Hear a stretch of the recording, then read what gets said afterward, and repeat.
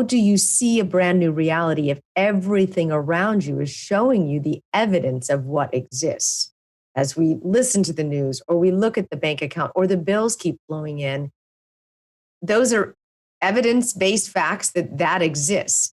To jump to that state of suspended reality and then to make it your reality is the key, isn't it? Is that's the way you build the neural pathways, right?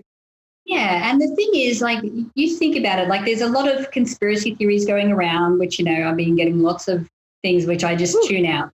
But, one of the theories going around is that this whole COVID-19 virus has been man-made. And I remember having a conversation with someone about this a few days ago, and I said, you know what, it really doesn't matter. It doesn't matter how this was created, right? Because now that this exists, I get to choose. I can still have a divine experience because this is showing up in the world. I get complete control over my thoughts, my heart and my emotions, and my immediate environment. And so, yes, that is a version of the truth, but it's not the only truth. And it's not the only version of what's actually going on. So I could choose to sit in victimhood consciousness and go, okay, well, everyone's on lockdown. I'm stuck at home. I can't work, or, I can't go to work. I've got to work from home. I've got to homeschool the kids. That's victimhood consciousness.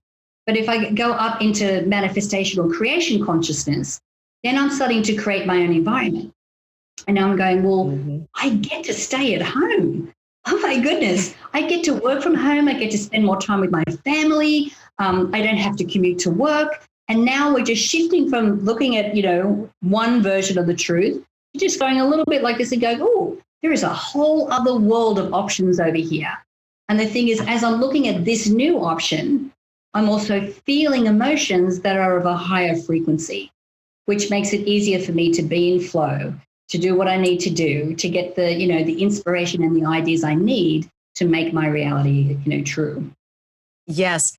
There are things that we are really going to want to hold on to post-pandemic sensitivity, like the lack of traffic, the cooking meals at home and having time to eat them while not sitting at your desk, but with actual people.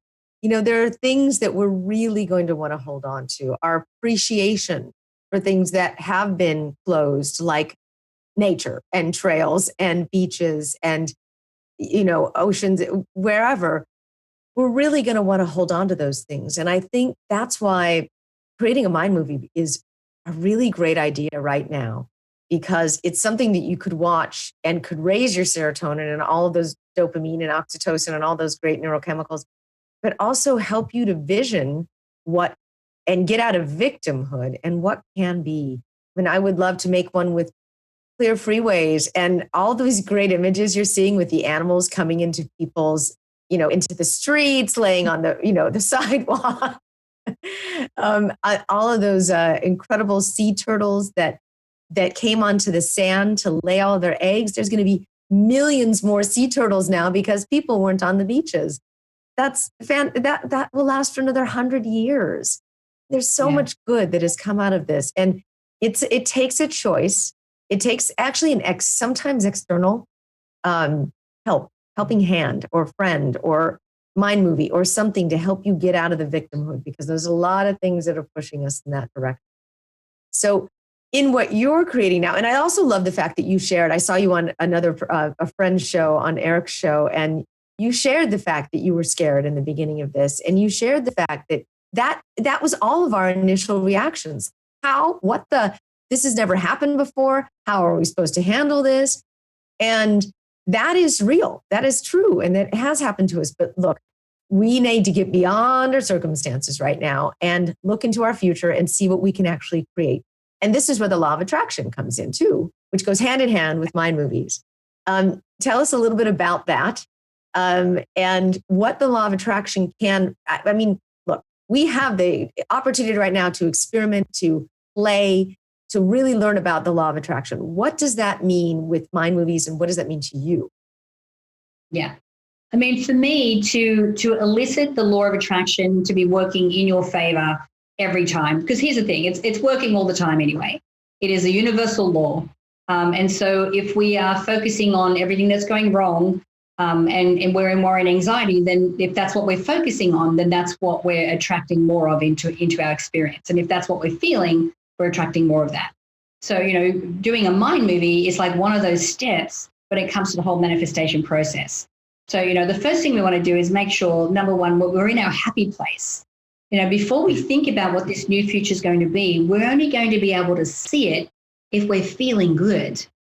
If we're in a place of gratitude or we're feeling like we're in these higher frequency emotions.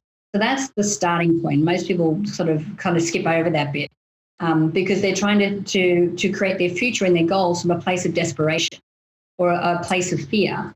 We don't want to be there. We need to be in this place of gratitude and gratefulness before we do that. And then, set yourself an intention, like draw a line in the sand. Go, what, no matter what, this is my intention. This is what I'm going to be doing. For me, I've really had a good look at my consumption. I've really released my need for instant gratification. And I've realized that even normally I'm just going 1,000 miles an hour. I'm sort of in this frantic pace a lot. And now even something simple like eating breakfast, I'll sit out on the balcony and actually sit and eat it without looking at any technology and enjoying the moment. It's really helped me to do that. And looking at all my waste and things like that. So when I'm looking at my future and going, okay, well, I want to get clear about what I want. So, you're in a happy place, set your intention, then you get clear. This is when I start to write my affirmations. So who am I on the other side of this? And how different are my actions? Like, how am I changing because of this? And a lot of the habits and the daily practices that I've incorporated during this time have been all for my health, my physical health and my mental health, which is which I will keep, moving forward. Then we want to start visualizing. We want to make sure that we can, if we can't see it in our mind first, then we're not going to believe that it's going to happen. And then once we start doing that on that regular basis, then we need to start taking action. We need to move towards that goal. We need to create that momentum. And then the last step, which also is a difficult one, it was my big lesson last year, and it's taken me, 50 years to learn it, is what I call surrender. And surrender is basically saying, I know that everything that shows up for me is for my highest good. It's happening in divine timing. It is happening for me, not to me. It's going to show up the way it's supposed to in the time it's supposed to happen. In the time it's supposed to. I hate that part. Yeah, just totally transparent. That's the hardest part. I'm like, now I want this now. And yeah, it does happen that way because divine timing is also, it's a big piece of this. And we've got to remember that part. But it's going to show up when it's, and here's the other piece to that is sometimes the universe is really right there with the timing and it's trying to tell you something, but you're just not listening. And that's sometimes my strong will comes into play there of I'm doing it this way. I'm doing it this way. I'm doing it this way. And the universe is like, no, you're not.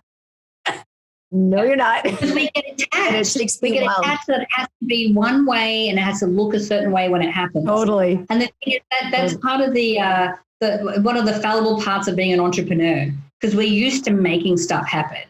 I'm GSD. I just get stuff done, but I have to do it in a way that I'm flexible.